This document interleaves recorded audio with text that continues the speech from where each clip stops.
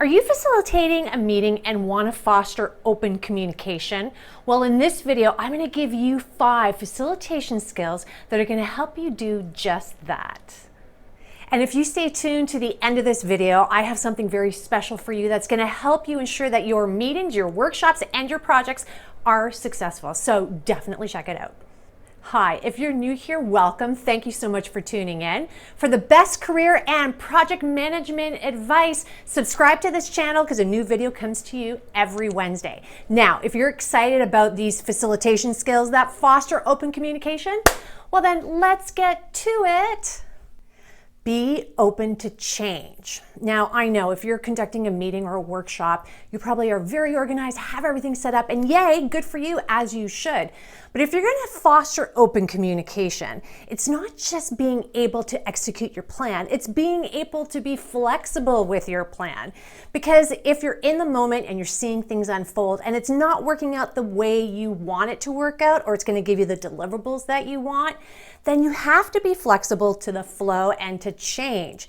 So this becomes critical because it shows that you're listening. And if you're going to foster open communication, then you need to be listening and observing as to what's going around you. Now, when you do this, let the participants know, saying, hey guys, you know what?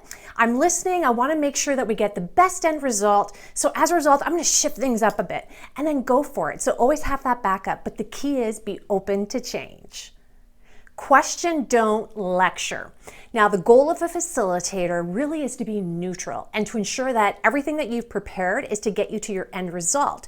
You want to bring the team along for the ride. So you really have to make sure that you keep your opinions to yourself because it's not about you. It's about the participants and ultimately the goal that you're trying to deliver on. So ensure that in order to have that open communication, if you start lecturing, people are going to close down. So foster that openness by giving them really good exercises, setting it up, listening, ensuring that they're participating, asking questions to generate more conversation. If things are stalling, see if you can ask a question to say, hey, tell me what you feel about this. I've been hearing that someone's been saying that. Can you expand upon it? So you really want to foster that openness. You want to ensure that you're there to be leading everyone and to get all the information. So ensure that you question, you ensure participation, but do not lecture. Be patient. The surest way to shut down open communication is to get frustrated as a facilitator. And because when we get frustrated, what do? We start blaming, we start wondering, why is this not working? Our attitude changes, and that has a huge impact on the participants. So be patient. Realize that it's a process, particularly if you're in a workshop setting that you're trying to brainstorm ideas with. Maybe they're not getting there, but maybe you have to take a look. Do I have to be open to change? Do I need to shift things around to make sure that we actually get what we need to get by the end of this session? So just be patient. Take some deep breaths. Realize that if you've done your due diligence with preparation and you have some backups, go ahead, switch those things up. But do not get frustrated and don't try to push the process. Also check in with your group. Maybe they're feeling some frustration too, because if you're feeling it, they probably are as well. So maybe foster the open communication at that point in time. Like, hey guys, how are you feeling with this exercise? Are you connecting with it? Is there something you may need? I know personally for myself, I have a little bit of frustration because I was expecting to get more to the point quicker, but it's not happening. So did I miss something for you? You'll be amazed. That in itself can bring about a whole bunch of things like, yeah, you know what? I'm not liking this part of it, or whatever it may be. But the fact is, you're all there together in order to get an end result. It's not good, bad, right, or wrong. So be patient. It really pays off in the long run. Build rapport. This is really important, particularly when you have a brand new group together, but it's actually also important for a group that's been existing for a while as a collective team.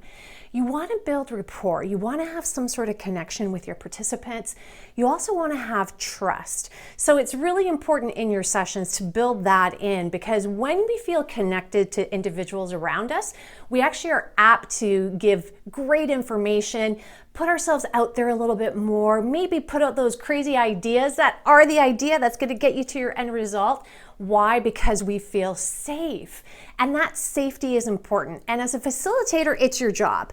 So think about building rapport. Now, how do you do that? I have a few videos for you. If you look under this YouTube video, that is linked to some other videos I've created on some really fun, quick exercises that allows you to do just that. Ask for feedback. The best way to build open communication is to ask for feedback. Now, I just don't mean at the end of a session. Absolutely ask for feedback and evaluation, how did it go? Because that's going to help build your next session. So allowing you to be an awesome facilitator and foster more open communication. But you need to ask for feedback during your sessions as well, during a meeting, during a workshop, whatever that may be. You want to ask them, how are you guys doing? Let me check in with you. Are you resonating with what's going on? I can feel the room. It seems like everyone's really tired. Maybe we'll have our break right now. When you show that you're connected to the present moment, it plays a huge part on people feeling comfortable, like you're really paying attention to what's happening. Now, in the virtual world, this can be a little bit more trickier because all you have is participants on the other side of a camera. And if you followed my advice before, they should all have video on. So at least you can physically see or visually see whether or not people are paying attention. And you can ask people for their opinion in the chat window. So if you're live, verbally ask them. If you are on a virtual meeting, you can ask them in a chat window how you're doing, or better yet, you can even poll it. Let's check in. Let's see how you're doing, and you can give them some criteria around that. But definitely ask for feedback throughout your meeting, workshop, as well as at the end. Now that you have 5 facilitation skills that are going to help you foster open communication, oh, I'm so happy for you. I would like for you to go below under this YouTube video and grab this. Because if you are running strategic initiatives, if you have activities that are deliverables to other organizations or even other departments or other areas in your company, or better yet, you're actually running projects, you need to understand how to ensure that you're successful. And the principles in here are applicable to everything from a business perspective. So please, it's yours for free so you can be successful. On that note, I want to thank you so much for tuning to this video. If you can like this video, subscribe, share it with everyone that you know. I would really appreciate it. Now, if you have any other additional facilitation tips, I'd love to hear from you. Please put in the comment below. Until the next video, see you later.